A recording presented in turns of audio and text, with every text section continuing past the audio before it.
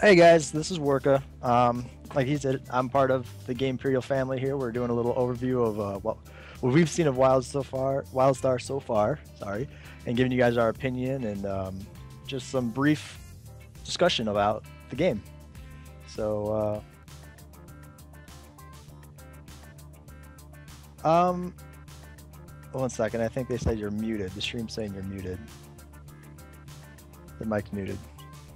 Yeah, might be. Is it okay now? I think it should be okay now. You're good. So, So, what I was talking about. Yeah, so after that. Yeah, no, I can kind of see where they're going with the whole pay-to-play subscription method. It's just the different styles that they're offering with the pay-to-play, or you can pay with in-game currency. Yeah, we'll talk about it later. Just now, let's focus on actual free-to-play model for MMORPGs. Is it working? I mean, it costs millions of dollars to develop MMO, and in order for MMO to be successful, you need constant flow of content going on. And can you really do it with free-to-play model? I think you could. If you did the microtransactions right in game, I think a free-to-play MMO would be very successful, just in the fact that you're not requiring people to pay to play, so therefore they can come and go as they want, and it'll be much more successful, I think, for an MMO, the massive multiplayer online field, to bring more people in with a free-to-play method. Yeah, that's right, but let's just discuss several games that went free-to-play recently. They all started as a subscription-based MMORPG, but why did they go free-to-play? Well, I think that they're starting to see that the business model of free-to-play is a lot more lucrative than your pay per month, pay-to-play kind of style, because you're going to bring in those extra viewers. Do you think that they went free-to-play because of subscription-based model? That's what made it fail, or anything else? It's hard to say. I mean, a lot of times, content is driven based on the fact that they're saying, okay, well, these people are paying per month to play. We need to be providing the top-end content to these people. But when you can bring that content down a little bit by saying we're going to make it free to play, so we don't have to bring out content all the time, but we're going to give you an option for additional content with either downloadable content, free to play with microtransactions. I mean, there's other ways to raise the money that I think a lot of companies were hesitant to go to because it doesn't seem like a lucrative market. But in reality, I mean, you can actually bring in probably more money per month off of somebody with microtransactions than you would off of a monthly subscription fee. Let's take, for example, Star Wars: The Old Republic. So I've been playing it for like 3 or 4 months, then I got bored because there was no content at the end game. Well, not at all, but there were really very, very small amount of content to, explore and do stuff. And that's, I think, the main problem, and people didn't want to pay for not having any content. If they had quite a lot of content, they could successfully keep on subscription base, I mean, wow, it should have gone free-to-play like several years ago. But still, they pump up content pretty often, so it allows people to stay there and they don't mind paying for it. I didn't hear like anybody just ranting that, wow, it's not free-to-play, I'm not gonna play it. They just happily pay the fee, the subscription fee. Well, I think when you have a game company and a game like that is so big in the market today, that they're gonna be able to say, well, $15 a month is reasonable, because there is no microtransaction system that they're willing to put into a game like that, because there are millions of people willing to pay for a game like that, because, like you said, the content is pushed out regularly. So, and a lot of the other gaming companies, you're not going to see that the workforce that Blizzard just put towards WoW. Yeah, but do you think that if game can pop up that content regularly and provide top-notch quality of that content, can it really survive with a pay-to-play model? Oh yeah, I mean, of course it can. I mean, if the content is is engaging enough, and people are willing and wanting to play it, then yeah, of course a pay-to-play subscription model will work. It's just a lot of the games that you see that are failing and going free to play off of a pay-to-play method is because they aren't being able to keep up with the content and the user demand, and therefore they're losing a lot of their base when they're trying to grow it. So they're going free to play to try to grow their bases and looking for alternate ways to keep the game alive. Yeah. I mean, yeah, that's pretty accurate, actually. So, another thing is that Carbine Studio is going to allow to pay for game time via in-game currency. But in order to get that, someone else gotta buy some kind of pack that's gonna cost $19 and then sell it on market. Don't you think that it might be some kind of pay to win? Well, it's an interesting concept here. What they're trying to do about it's not new content, by the way. For example, EVE Online does it for crap ton of years already. Well, yeah, and I'm not saying it was a new concept. I'm saying it's an interesting concept to continue with, being able to use in-game currency to pay for it. Now, like you were saying, this brings up a part of a whole being able to spend real money for in-game currency. Yep. Which has been a big problem in the MMO fields. If you look back at even like a WoW, for example, they do have a big problem with in the fields of people going out to third-party sites to buy chunks of gold. And that gonna put those gold sellers in a difficult situation. Of course, why would you buy from someone if you can buy from the actual developers? Exactly, and I think that's what's gonna help combat a lot of the gold farming and all that type of stuff. Now, still, you're going to have your gold farmers because they're going to be wanting to pay for game time with their in-game currency. So they're going to be farming gold so that they can pay off per month. But what I'm really hoping is that the game doesn't turn into something where you're constantly trying to farm in-game currency so that you can just keep your subscription up. It doesn't, I mean, it all depends on how the economy goes. That might be a problem. Also, I don't know if you can actually buy the C.R.E.D, that's the thing that allows you to pay for subscription via in-game currency, and just buy it for gold and then sell it again for gold. If it is, it can be a quite manipulative market when people who can afford, to spend some money to get some gold, and then they just gonna buy all those C.R.E.Ds and put it like at very, very high price. Yeah, and I mean that's what I'm saying. As long as you can actually use the system properly, where they're not going to be overcharging for game time because they can, or the way they're manipulating it so that you'd have to spend your whole entire month gold farming just to pay for your subscription to play the game, without having to spend real money. Which, like you said, somebody would have to spend real money in order to keep that method going, because they have to go out and purchase that item to be put up into their market. But the thing they've said that you will be only able to buy this C.R.E.D for the lowest price, and you won't know who you're buying from. So yeah, that might help somehow, but I still have some kind of doubts about it. It might be really manipulative. So yeah, I mean, you can have somebody who corners the whole market, and goes out and buys it all up, and then tries to resell it or something for much higher prices, just to try to set that price point of what they want. Yeah. So it's, like I said, it's an interesting concept, and it could be a really big make or break point for WildStar. Like they said, when you do buy the game, you get your first month free. Yep. So if you can get your gold in time, then you can get your next month free. But I don't know. Also, we need to know how will it work, this C.R.E.D. For example, if I'm going on vacation and I don't have I come back, my game time is over. Can I just log in to use that C.R.E.D?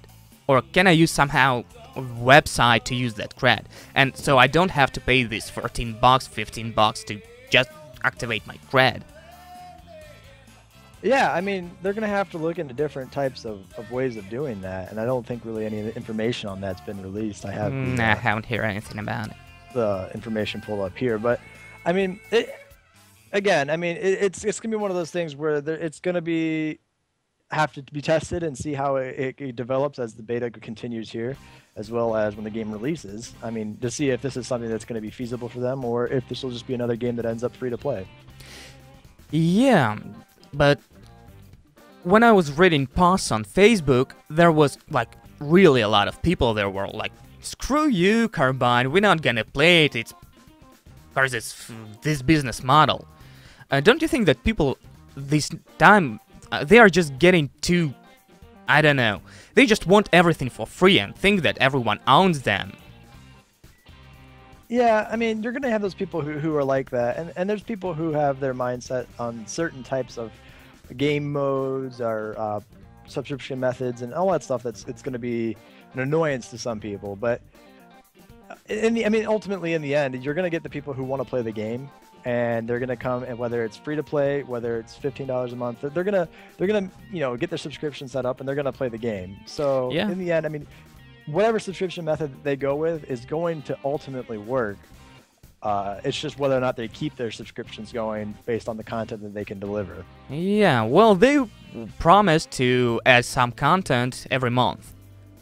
So that's kinda, I don't want to say unrealistic, but I don't know. It's kinda hard. But frankly, Guild Wars 2, yeah? Buy to play. The good thing that, for example, I sometimes just hop in, play several matches, and don't give a crap about any kind of subscription or anything else. I just can play whenever I can. And I don't know, how will it work with WildStar? Will this subscription fee work? So, I don't know. We'll see after the time. Time will show. It will, and they will adapt like any other game company does to whatever's working for them, and with whatever's working for their audience, really, too. Yeah. Because I mean, it has lucrative ways in both senses, and it may just be that they run a subscription per month up until they find out that they're either losing subscribers or the bulk of the production costs have been paid off, and the game can be kind of converted to a free-to-play with microtransactions. Well, that's not really a problem to convert a game to free-to-play. You just add some cosmetic stuff, add some stuff for example, to unlock some parts of the interface, and that actually is disgusting. It's just obnoxious, like it was in Star Wars The Old Republic. You had to pay money to get second action bar. That's ridiculous. Yeah, I mean, there's little things like that. I mean, what I think, though, if the game does go free to play, what it needs to do is it needs to make sure that the gameplay itself is not affected, and you're not really doing a pay-to-win scenario, but giving you perks and stuff like that to buy things is a good way to. I mean, it's a good method. No, that can be used. yeah, I'm absolutely okay with trading money for time. I mean, if I don't have time to farm and stuff, I can pay money. And that's kind of free-to-play model I'm looking for. For example, League of Legends. If I don't want to farm, I don't know what's the currency for a new skin, I can just pay for it. Or if I don't want to farm for a new hero that comes out for a new summoner, I can just pay for it. So it's basically trade money for your time. Yeah, and ultimately, like I said, it'll be something that we'll have to see how much popularity WildStar gets, and it's already, I know, got a lot of buzz around it. Yeah, it has quite a lot of hype.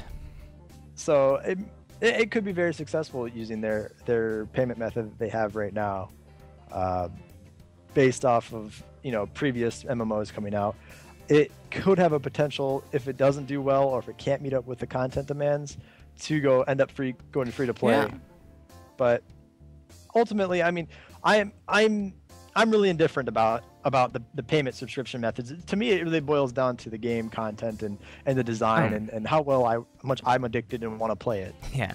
Also, I just remembered, game community. Free-to-play games always has that not so pleasant game community because you don't really care about your account. You can just roll another one. So if you can hack, you can exploit, okay, you get banned, okay, yeah, but you don't have to pay anything to get new account, so you don't really care. Yeah, of course you invested quite a lot of time and stuff, but it didn't invest any money.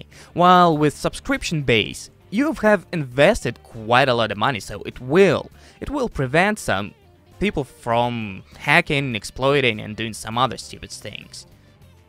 Yeah, and I mean, you're gonna have those people doing those types of things anyway. Oh, of course, indeed. And they even said that the game itself, to get an account, you're gonna have to pay for the game. Yeah, $60. And so you're gonna be, even if it was free to play, so they didn't charge a monthly subscription fee or something, you're still paying the $60 per account. So it's not free to play then, it's buy to play, like Guild Wars 2. Free to play means that you don't have to pay anything to play the game. Yeah, well, I mean, regardless, they're still gonna have that fee on the upfront purchase of the game. So you're gonna still, be really pushing people away from doing any kind of hacking exploits, stuff that'll get them banned and having to make a new account because they're not gonna want to pay for that $60 again. So you're already gonna have that a little bit now. Putting the $15 a month or so price tag on there would determine, like, bring them away from exploiting even further, but I still think you're gonna have people who that's their whole point in buying a game is to find a way to break it. So you're looking at it in any pay method, that business model you follow, you're still gonna have those types of people, within your community. Yeah. Well, I mean, every community will have people that try to exploit this community itself. It's just the way of life. Yeah. So I think we're done with business model. So what else can we talk about? I think something general maybe. Well, one of the things we wanted to talk about, and I think this was actually really something that's unique and really important to talk about with WildStar, is their action combat system that I've been doing some research in. And continue, yeah. And I mean, it's very interesting what they've done with it. I've seen other games in the past. They've attempted to do something similar like this, where they everything's a skill shot, or there's a lot of things you have to do while in combat to just to fight like an NPC or a mob or something. It keeps you engaged in the game. But I really like some of the aspects that I've seen so far through their dev speaks and all those other videos that they've released in the game of what they're trying to accomplish and how they're trying to keep people engaged in the game. Like, can you be a little bit more concrete about it? What aspects you really like, and so on, so we can discuss it. Well, for me, I mean, like, just like their CC in general. I mean, like, when you get disarmed, your weapon is you're not just helpless for 5-10 seconds or whatever. Your weapon's thrown across the field, and you have to go retrieve it to continue fighting. Or when you're blinded, your screen pretty much goes all out black except for a small sliver, so you can still try to fight back. It's just, you're blinded. You can't see anything. You're attacking nothing. The person's jumped behind you, or there's just some little things like that you're constantly doing something. Your channeled abilities, for example, in this game, you actually have to hold the button down while doing it rather than just casting it and then standing there.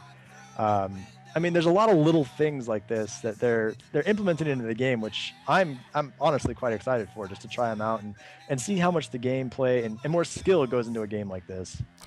Yeah. So, okay, another part of combat system of the game is actually telegraphs. So it's basically those areas on the floor, on the ground, whatever, that shows where the attack gonna go. Don't you think that it's gonna be quite easy, or it's gonna be easing the game? No, I mean, you still gotta be able to dodge them. You still gotta be able to avoid them. I know a lot of the videos that I've seen, they're fighting like 1 or 2 mobs, so there's not very many telegraphs on the ground. You're not gonna have too hard of a time dodging them. But I mean, when you get into the heat of the moments and you're fighting and there's telegraphs going down, you're going to be trying to avoid them, but then you're also trying to put the damage on the boss or on the mob. So I mean, it's not going to make the game any easier. I think the game will just at that point become a lot more concentration goes into it than rather like in WoW, for example. I'm just comparing here. When you're in a boss fight or something like that, they cast something on the ground. then what do you go back to? You go back to standing there. You're either healing, you're DPSing, you're tanking. There's a lot of standing still and just just going through your rotations. Whereas here, you're constantly moving. You're constantly looking for your next opportunity to cast your spells, or and be able to do a lot of things on the move, which gets the player, I think, a lot more engaged constantly. Yeah, okay, next question. Did you know that you can actually use tap targeting in the WildStar too? I did see a tab targeting in there. However, I mean, it's still based a lot of on skill shots and being able to attack. Not really. You can just do absolutely the same as in WoW. Just tap and press ability, and it's gonna cast it there. Well, I mean, the game is it's still very skill oriented, though. I mean, a lot of it. No, I don't agree. I don't argue. But don't you think that it might be some kind of advantage for people to use tap targeting, for example, during the arenas? I mean, yeah, some spells will probably be a little bit better when running off tap targeting, but I mean, you're still gonna have people looking for ways to, either you're going to get behind them. I mean, there's still going to be a lot of things you're going to have to do that will make it a lot of skill and oriented and concentration based off of rather than your other types of games. I mean, there is not. I mean, when you watch the dev speaks, they even say there's not a lot of standing around. There's a lot of movement in this game. There's a lot of dodging and avoiding. And even if you do tab target those skills, I believe you're still able to dodge them. So of course you are. You can actually not even dodge it. Like, for example, in Guild Wars 2, in order to dodge something, you gotta use your dodge skill. So it's basically press E or W 2 times, and you'll roll over. Here you can just walk out of that thing. Yeah. Just walk out straight. So, I mean, even with the tab targeting and being able to tab target cast like that, it takes a little bit of skill out of that, but you still, as a player, are going to have to be able to dodge and move out of those types of spells. So it still builds, I think, a pretty unique type of fighting experience. Yeah, also, as this action-based combat gonna be, well, kinda non-targeted skill shots, it's gonna involve quite a lot of AoE. So don't you think, for example, like warriors, melee classes are just gonna get in and just spam whatever? Just AoE all the way.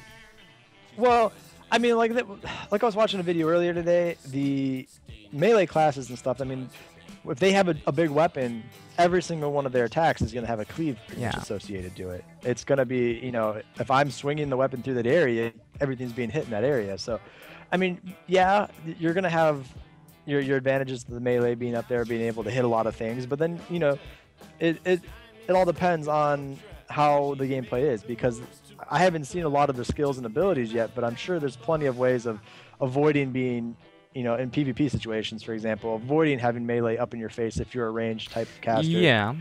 Or and being able to create that distance that you need as a ranged hero. Whereas, if I myself as a melee hero or something like that got charged by another one and what's just a big whole bunch of AoE damage, I'm not too worried about it because I'm doing the same thing to him. So I think it won't be there'll be balances put into the game. Which is what I'm sure WildStar and Carbine, all of them are looking into heavily to make sure that things aren't going to be too overpowered in one sense with the AoEs and whatnot. Do you know how they test abilities? Like, is it overpowered or not? Well, I mean, you put it into a beta and you No. I mean, like, actually developers find out what the values should be.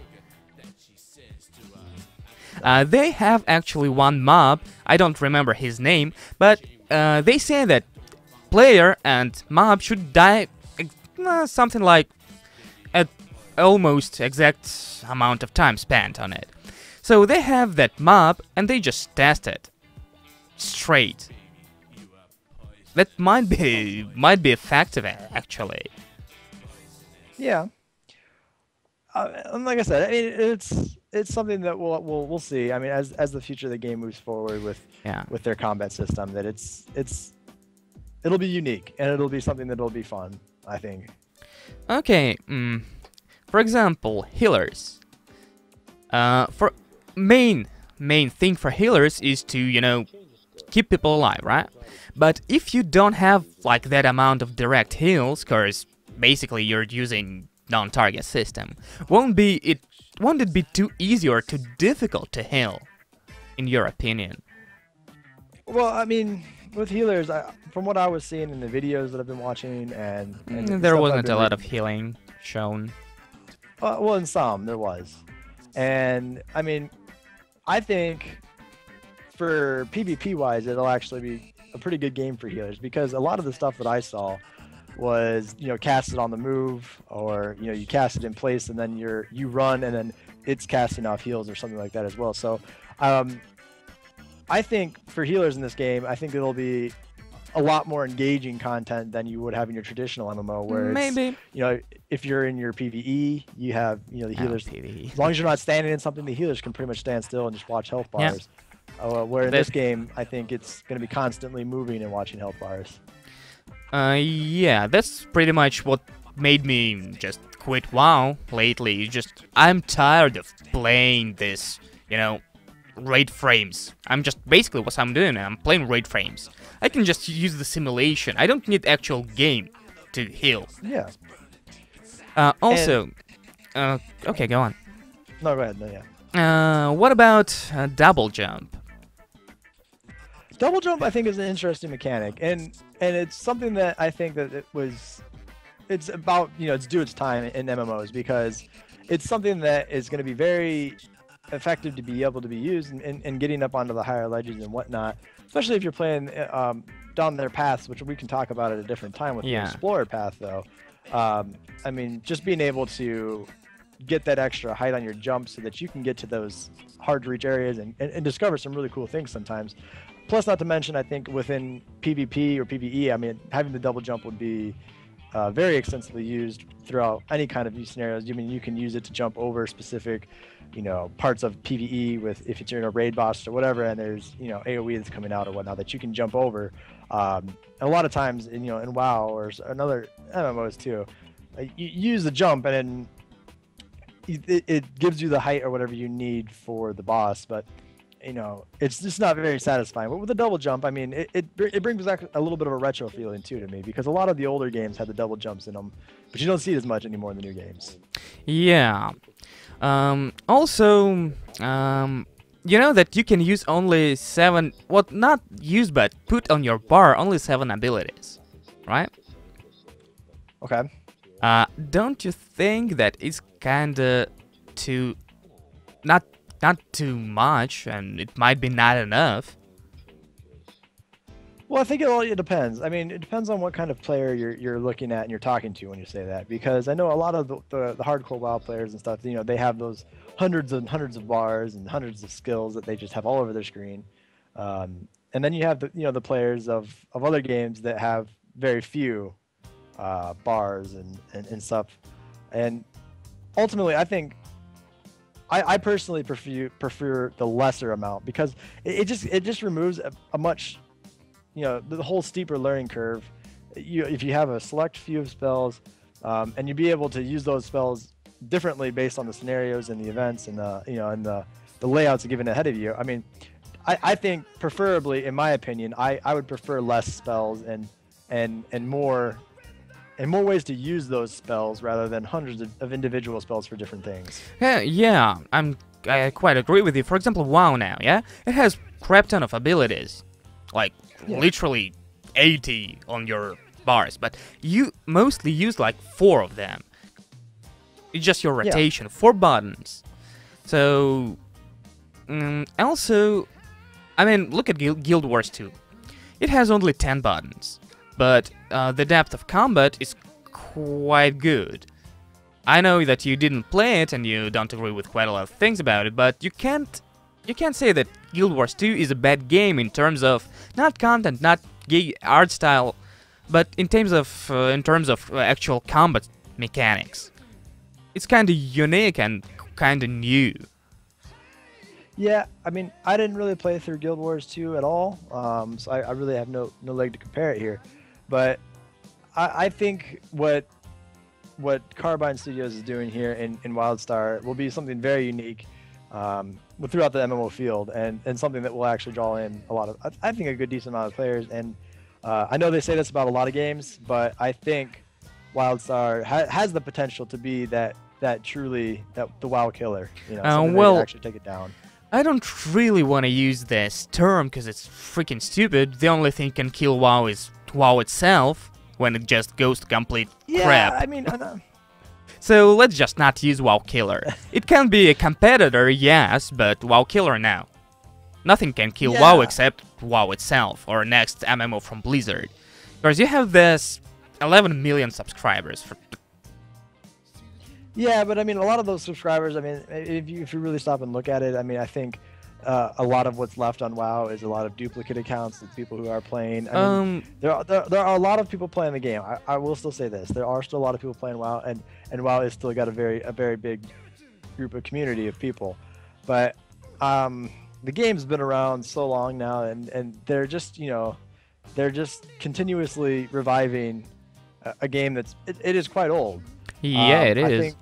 I think if there was a decent game that came out that gave a lot of competition to WoW, it could very easily take a big chunk of WoW's subscriber base, and I mean this is one of those types of games that I can see doing that. Also, it brings me to another question.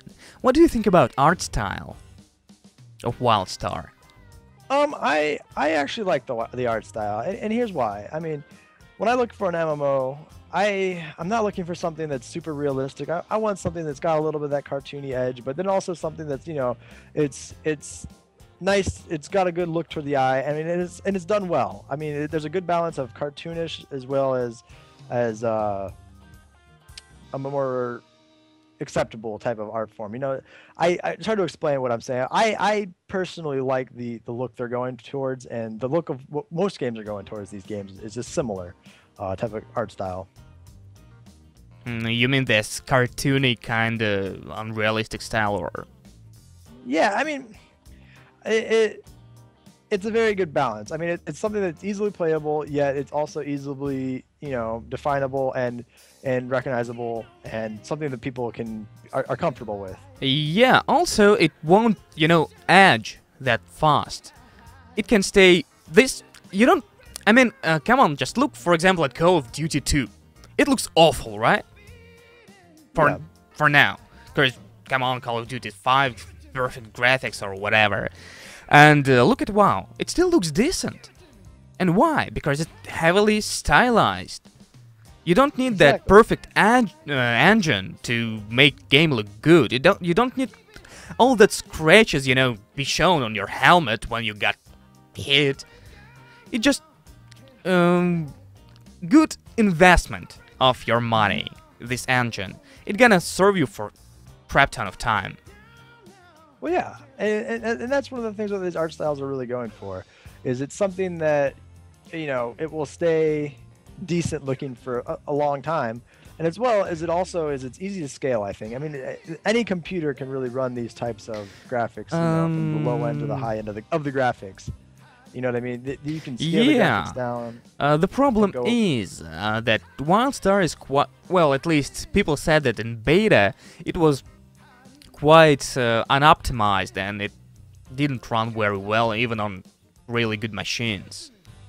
Well, I mean, yeah, in the early beta stages like this, while they're still working the game and they're still developing it, I think you will have those problems across the board. But if you look at WoW and how they've done over the last couple of years and years in general, they've been able to really optimize the game down so that you can kill a lot of the graphics, a lot of the intenseness on your computer, and you can play it on. I mean, most laptops can run WoW today, so it's not you need a very heavily gaming system to run these types of graphic sets. Well, yeah. So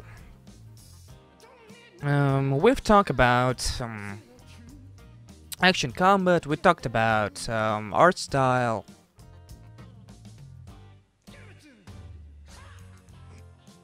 Well, another thing I also want to bring up really quick, and it was just something I saw earlier today, and I thought it was a really interesting concept. I just want to talk about it for a few minutes, get your reaction on it as well. But what you can even see in the video right now with the hazard events that take place in the levels and the areas, I think was an interesting little concept with being able to have the environment do damage to you if you're not paying attention. It's just another one of those little things that brings in the whole aspect of, you know, keeping the player engaged in the game.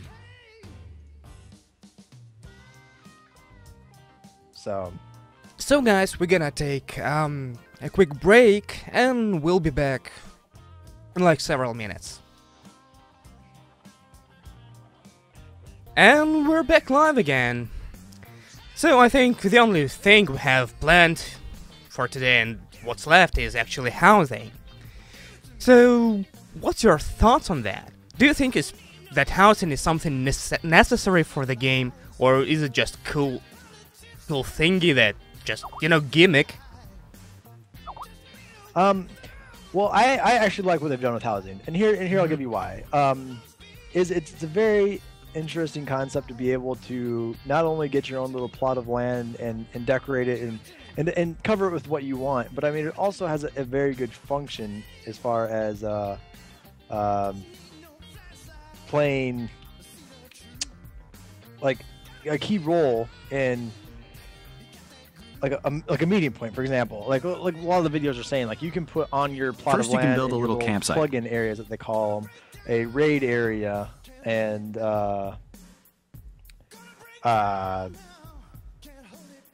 it lets you be able to, you know, teleport to a raid entrance, for example, or you know, putting vendors that sell or give off rare quests or whatever. I mean, there's a lot of really cool things that you can put at your house, but I mean, it's something that you're going to have to build up over time. Yeah, but so in your opinion, it's not just gimmick? No, I mean, it has function, and it's something that, it's something that will actually be used, I think, by a lot of players, and not something that's just neglected. I mean, you can open it up, invite your friends, raid, and guild members and stuff over, and they can check it out. But I mean, it's something that's very, you know, interesting and unique to the game. And I know a lot of players and a lot of forums that I've been reading have always talked about MMOs and having their own little chunk of land and being able to build up their house. Well, yeah, that's pretty cool to have something, you know, very special, very yours. Yeah, I mean, just having your own little plot of land, something that you can go back to and see, you know, and have your own little areas to hang out and being able to do, you know, whatever you want and design it to make it yours, you know, an area.